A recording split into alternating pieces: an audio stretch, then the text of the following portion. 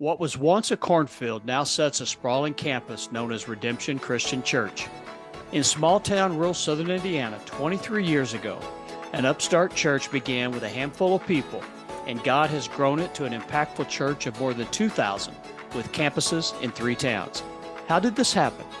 What did God use to not just make a church grow, but create a movement of Christ followers who are brought into the mission of loving God, loving people, and changing the world? This is the Redemption Story, a series of programs in association with Redemption Christian Church and the Kevin R. Smith Company that attempts to tell a bit of the story of what God has done and is doing at and through Redemption Christian Church. Well, good day and welcome to another episode of the Redemption Story. Daryl, we're excited to have Drew Wahlberg, another new member of the team. Yeah, absolutely. You know, we started looking for a new worship pastor quite a few months ago. Drew applied for the position, and I think pretty much right off the bat, the interview, we're like, hey, this dude's pretty good. We like this. And he easily impressed our executive pastor, Daniel Ross, which is the hardest to impress of all of us. Right off the bat, Daniel's like, I like this guy, his organization. And so anyway, we brought him in for a second round of conversations, and a great fit, and we're super excited. He's got to lead at all of our campuses now. Maybe even a couple times at Tell City and Jasper, and we'll continue to see him. But welcome aboard, Drew. Tell us a little bit about yourself. My name is Drew. I'm 24. I just graduated in May from Johnson University with a degree in worship leadership. I'm originally from northern Kentucky, just outside of Cincinnati. Cool. And you grew up in the church, right? I did, yes. Yeah. So tell us a little bit about your faith walk, because I know it's good to hear, because I like most stories, there's this, hey, I found God. I had this time where I wasn't quite sure, and then here I am today. Yeah, well, you're right. I did grow up in the church. I grew up going to church at a place called Plum Creek Christian Church in Butler, Kentucky, not too far from where I grew up. And I went to church and was pretty committed to serving in that church all the way through high school. Got baptized in that church when I was about 8 years old. Committed my life to ministry at that church, and that church and that ministry staff encouraged me to go to Bible college. And so I started my career in school at Cincinnati Christian University, and I was there for 3 semesters. And then that university closed. Yeah. It was during that period where I kind of questioned a lot of things and thought, do I believe in God? Do I want to be a Christian? Do I want to be involved with the church? Do I want to work for the church at all?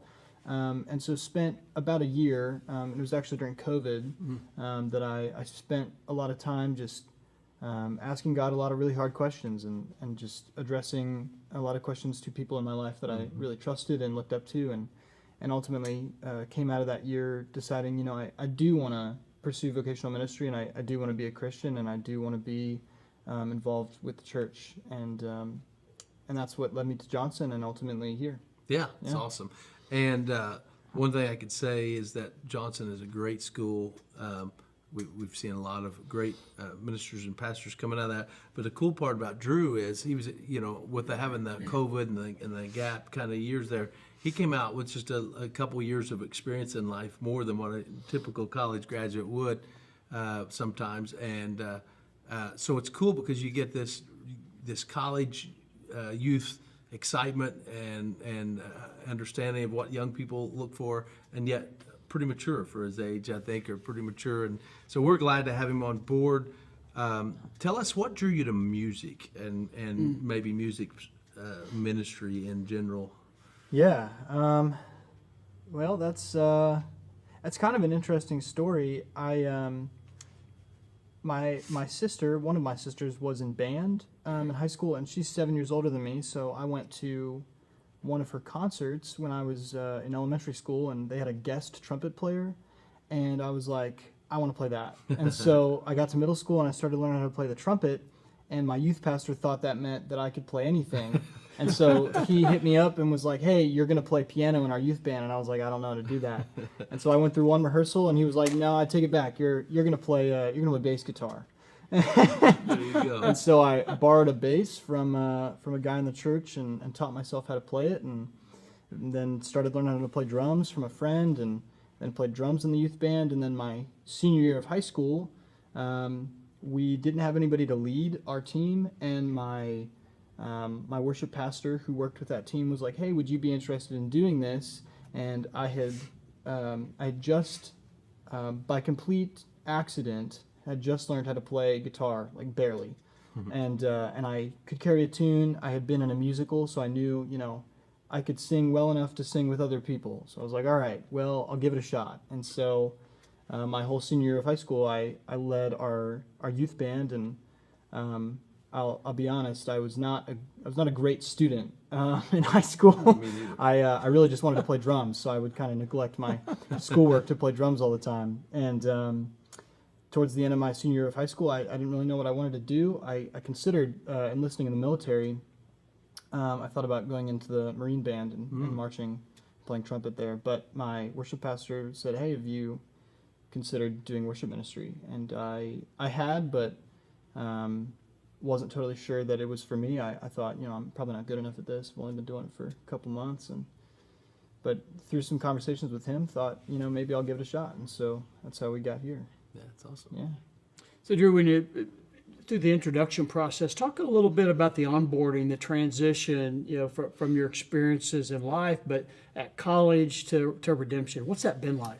Yeah, it's been interesting. So Johnson's worship program is a music program, and so I spent a lot of time working with people who are playing at a very high level, and who are playing professionally, who are doing studio work, and they're all my peers, and always knowing that that's a luxury, and so enjoying that time, but also knowing there will come a time when I'll be working with volunteers who are not playing professionally. And so I think really the thing that I've had to learn really quickly is that yes, we want to be musically excellent in what we do here at Redemption, but also I want to respect the time of my volunteers over anything else, and I can't ask them to play things that I might be asking people to play at Johnson, because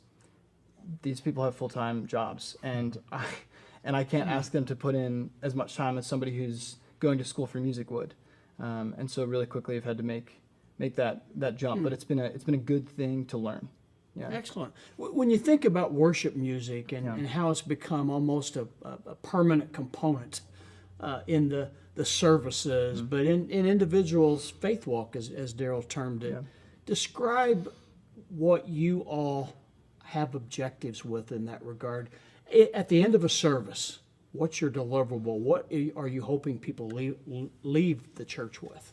Yeah, well, I think for me personally, the goal is always that the name of Jesus Christ and the gospel is the loudest message we proclaim through the words that are spoken and through the music that we sing. I think it's also really important that we focus on the words in the songs that we're singing, because music is a really great way to memorize things. And so if we're singing scripture and we're singing good theological ideas, people are going to remember those, and they might find themselves humming it throughout the week and remember that truth that we sang together on Sunday. So I think those are some big things. I think secondary goals. We always want to be, we want the music that we play to be interesting, and we also want it to look like we're enjoying what we're doing. I don't ever want it to look like I just roll out of bed and I feel like, oh, I have to be here. I got to do this again. I truly love what I do, and I believe the words that I'm singing, and it's really important to me that I believe the words that I'm singing, and that I'm asking other people to sing them. So it's even more important that I believe the truth that I am asking other people to sing, and so I want that to be visible on my face and in my body language on stage as well. Excellent. Yeah, I love the idea that the re-singing throughout the week, and of course that's me. They make fun of me around here 'cause I'm always singing with them. But the idea, if you think about how we learn anything we learn, I mean, I remember learning the ABCs through a song, and the books of the Bible through a song. I remember in music class, Mrs. Clark, you remember Mrs. Yeah, Clark, yeah. Springs Valley Elementary Music, learning the 50 states by singing a song called The 50 Nifty United States from 13 original colonies. And I can still sing the song. That's how I learned the states. And so there's an idea that music is a big part, because we are a music culture, of teaching us truths, not just facts, but truths. And I think if we could sit in on a first century church, Christian church, we would see that there was a lot of reciting and probably a little less like we do and more chant, because they didn't have a lot of instruments in their makeshift gatherings, so to speak. But anyway, so that's cool. So you get to every week and every month in particular, you guys get to go in and you get to think through songs that Redemption is going to sing that go along with this series and this topic. What's that like?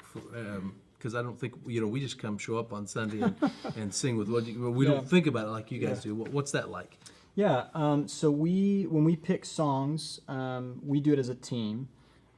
So Daniel and Caleb and Ryan and I all get together in a room once a month, and we look at the next month. We pick songs a month at a time, and so sometimes that means we're switching series, and so we'll have to change gears a little bit there. But typically we'll come in with a little bit of information each week about. For each week about what's the sermon on, what's the topic, is there scripture that's informing that topic, and so we'll start from there, and then we try and pick songs that are based around that idea, but then we also want to pick songs that just proclaim the gospel, and so I think it's always important to have a song that just explicitly says, this is the gospel message, and then that asks people to sing it. Yeah. There's also some amount of flow of the service, so we want to pick a song that's probably a little bit more high energy at the top of the service, and then coming out of the message and through communion, we may want to be a little bit lower there, and then come back up at the end in terms of energy for baptisms and just sending people out. Yeah. Yeah, so you've got to lead at all three of our campuses, and what's the dynamic changes of going from the different rooms that we have? What's that like? Yeah, so I mean, Jasper obviously is where the stream happens, and so not only am I thinking about the band that I'm leading and the people in the room that I'm leading and the songs that I'm playing, there's also an element of, what am I going to wear? Because I'm not only am I streamed to other campuses, I'm going to be seen by anybody who wants to see it on the internet. Yeah. And so I think there's an extra element of, well, I don't want people to think that I'm sloppy or lazy, so better not wear a hat. Yeah. I'm partially joking, but there is an element that is, I do think a little bit more about what the stage looks like and what I look like when I lead at Jasper. And the room is much bigger, and so I like to try and look at. It's really easy to have a safety person in every room that you just keep looking at, and that could be really uncomfortable for the person you're looking at. But in Jasper, I try and turn my head quite a bit just to. Maybe I catch eye contact with one person, and that person feels like, oh, the person on stage leading me actually sees me and is connecting with me in that moment. And that's obviously easier to do in the other two campuses because the rooms are a little bit smaller, but same priority for me. At those campuses, it is challenging to come into a space where it's different, and especially where I work in the Jasper office, and so I have met a lot of those people, and so when I go to other campuses, especially because I'm new, I don't totally know them, and so I'm no stranger to walking into a church I've never been at and leading a service there, but it is a little bit of a different dynamic, especially leading a band of volunteers that I have just met and hoping that they trust me, and and I think the interesting thing about Lagodi and Tell City is just the rooms are so wide. Yeah. And Jasper's also wide, but Jasper's quite a bit deeper, and so it just it brings a whole different feel, especially to people in the room. And so just trying to be conscious of where I'm at on stage, even like I want them to be able to see me and feel like they're in it with me. Yeah, Yeah. absolutely. Yeah, it's a challenge for sure. You know, you look at our Tell City setup. Now, it's not the permanent worship center, but it is wider than it is deeper by far, and a low ceiling. And so it's just such a different. You honestly, it reminds me of our Kathy Lane days, which is our original building we bought in Jasper. Because if people are literally, it feels like they're on top of you in a way. It's just it's a cool feel. It's different, yeah. And so even preaching and teaching in those settings is different, but it's fun because it gives you this variety that you get to lead and be a part of, and that's cool. So Jasper, DuBois County, Redemption, what's it feel like moving to this strange new place? Yeah, it is. It's a ride. Yeah, I mean, I moved to Jasper at the end of May, and you know, when I went to school, I obviously didn't live at home with my parents, but you know, I lived in a dormitory, so People there around all was that. people around. So this is my first time like ever living really on my own, and I don't even live in an apartment complex. I live in like a duplex 2-family home, and so it's just me when I go home, and so that's been an interesting adjustment, and just discovering a whole new place. Yeah. Is always interesting. I'm always trying to try new restaurants and go to new places, but doing that alone is sometimes intimidating, and so sometimes I'll go to Starbucks instead of the local coffee shop because it's familiar. Yeah. Yeah. More of the story is this guy, take him out to eat. Yeah. He needs food, He needs yeah. food, which we've ate out a number of times together. We love having him part of our family. So that being said, your family will grow significantly, like in the next, few months, right? Yeah. So you are engaged. So I tell us. am. Oh, wow. Yes. Yeah. Congratulations. Thank you very much. Yeah, I'm engaged to be married. I get married January 4th at my home church in Northern Kentucky. Her name is Michaela Millington. You can go look her up if you want. That's kind of weird. I don't know why I said that. I feel nervous. Now I'm nervous. Well, it just so happens that Kevin is from my town, so he probably knows some of her family as well as I do. So, really? But we'll talk about that off camera. So. Sure. That's well, I assume she gave the thumbs up on Jasper. She did. Yeah. Yeah. Yes. I did. I did Outstanding. ask her. Yeah. Outstanding. I want to jump way back to the beginning of the discussion. Daryl talked a bit about the search for that next worship minister, their perspective, and the team really liking what they saw in you. How about from your perspective? Because you were interviewing Daryl, the team, Redemption as well. Sure. Talk a little bit about that process and your takeaways at that point that led you here. Yeah. Well, I'll be honest with you. When I started shopping for a position, I mean, like I said, the fiance did greenlight coming to Jasper, but she wasn't like, you have to go here.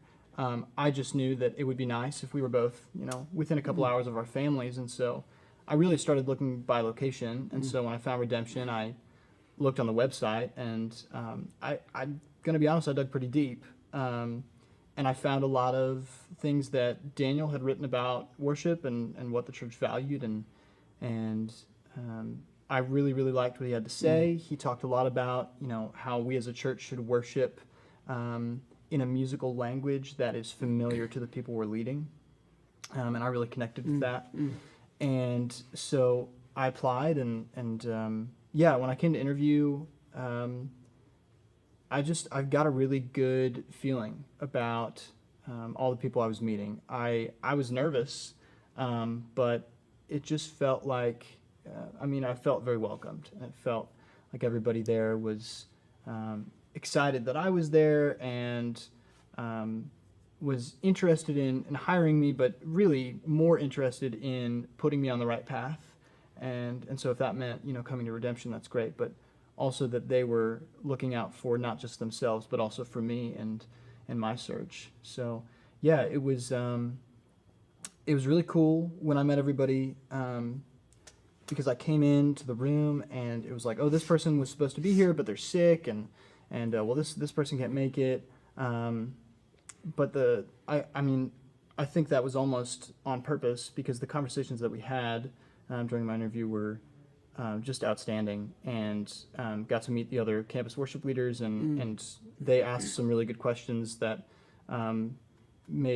just clued me in on these guys are more than just musicians. They really know what they're doing and care a lot about the heart and the health of the church.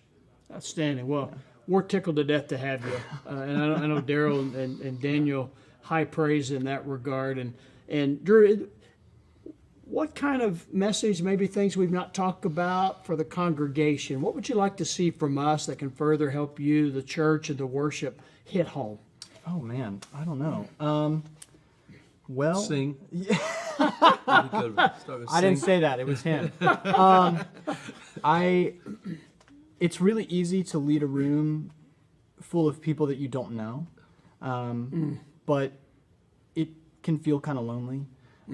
So I would love to meet people. I go stand out in the lobby, but I'm kind of awkward. So I feel awkward like approaching people when they're in the middle of a conversation. So you want the lobby to come to you? You know, that's always the hope, and sometimes it does. But yeah, I'm always open to meet people. Yeah, I love when people participate. I'm not afraid to ask people to participate, but sometimes you do, and then they don't. And you walk off stage, you're like, yikes! I think they hate me. But also volunteers. I'm always looking for volunteers. I love meeting musicians who are interested, and I think a lot of people see us on stage and they think, oh, well, I can't do that, or that's really intimidating. But I don't let that stop you if you think that's not for me. Come talk to me, or come talk to Daniel, because I bet that it's not as scary as you think, and we would love to meet you and to have you on the team. So. Yeah, and that's a good segue. Sorry, I didn't mean to interrupt. No, you're fine. We're looking for people on stage, and we're constantly looking for people that are not on stage that can help with worship and our technical side. Yeah. And some of that sounds intimidating. Some of it's knowing how to push buttons on a computer, and learning how to produce from Joey, which isn't, learning how to set the stream. Those are not things that are really that difficult. So we need more of those. We're constantly having to fill gaps and holes there. So that would be a great place for people to help us out. Those volunteer openings. Yeah, Love it. Absolutely. Yeah. Drew, thank you course. for entrusting Daryl, the team, and coming on board with a legacy of redemption. We're excited. Speaking for the entire congregation, I know Daryl's excited to have you, and we wish you the best with your upcoming marriage and family in that aspect. And we're excited to see more Drew Wahlbergs on the stage singing in the future in that regard. But God bless you, and anything we can do, we love you, and we just appreciate you being part of Redemption. Thank you. Thank you for joining us on the Redemption Story. Thank you very much. Yes, sir.